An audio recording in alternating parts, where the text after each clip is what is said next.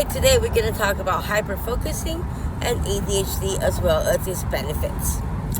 Alright, hyperfocus is a state of intense concentration on a task that can occur in some people with ADHD. Although it is not part of the formal diagnostic criteria for ADHD, it is a commonly reported experience. Hyperfocus can be highly beneficial when directed towards meaningful activities as well as activities that's interesting to you, especially for ADHD people. But it can also make it difficult to switch attention when it's needed. Potential benefits of ADHD hyperfocus include exceptional productivity. When I work throughout the whole night and I actually stay up for 2-3 days, hyperfocusing, it's kind of like carrying medicine in Homeland, which I kind of relate to, but I'm not bipolar. But anyways, when she goes manic, she connects things, and that is what I love about hyperfocusing. Deep learning, the ability to immerse oneself in a subject that can lead to a thorough understanding, and that is why I became a private investigator, and obviously nobody's listening to me for some reason, I don't know. Creativity and innovation. Alright, extended periods of uninterrupted thinking can promote novel ideas and creative solutions. Many artists, inventors, and entrepreneurs describe entering similar flow-like state. Next, skill mastery. Repeated focused practice can accelerate improvement in areas such as musical instrument, chess, sports, coding, art and design, and many, many more. Attention in detail. Hyperfocus can help identify patterns or errors that others overlook.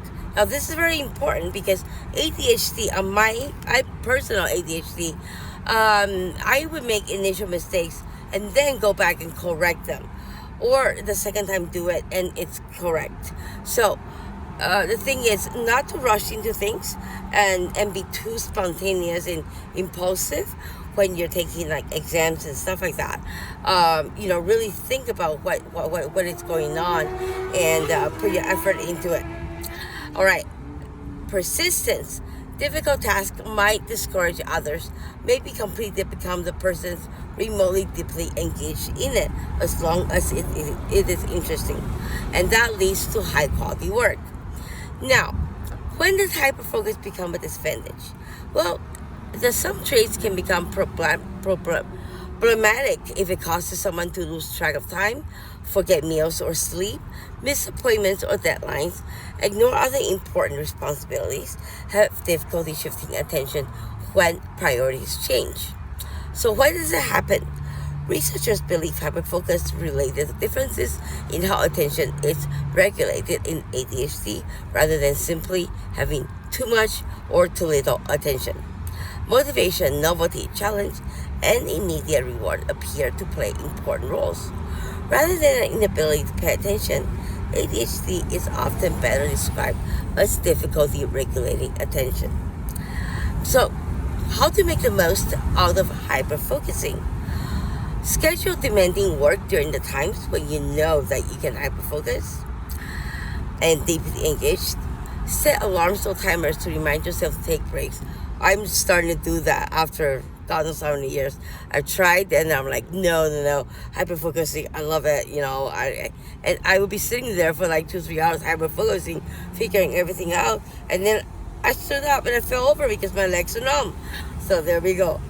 Use calendars and remember to avoid missing appointment. I don't miss appointments. Ask someone to interrupt you if there is an important commitment. I do that, and that takes practice actually. Reserve hyperfocus session for your highest priority task whenever possible, like I said. So, not everyone with ADHD experience hyperfocus, and it can vary depending on the situation, level of the interest in the topics, your medication that you're using, and other individual factors coming through out of CBT, cognitive behavioral therapy. When managed well, obviously through therapy, especially when it's in careers and hobbies that reward sustained in-depth concentration, hyperfocus is a wonderful superpower. Take care.